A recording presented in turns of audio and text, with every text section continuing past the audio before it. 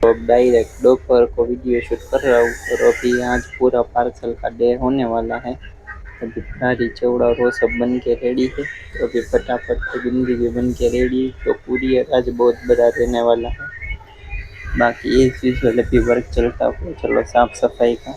उसके बाद दोपहर के बाद खाजली भी है।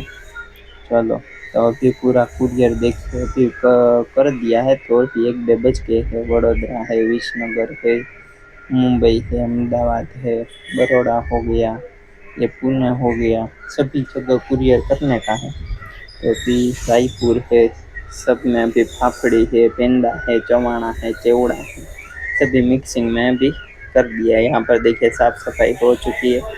हमारे न्यू बंदा है विशाल भाई ने सब साफ सफाई कर दी है। खाचली बन के रेडी हो गई है। आज के काम एकदम फिनिश। आज कुरियर भी बहुत सारा था, वो भी मैं आपको बाद में भी थोड़ा शॉर्ट बता दूंगा अगले वाले वीडियो में।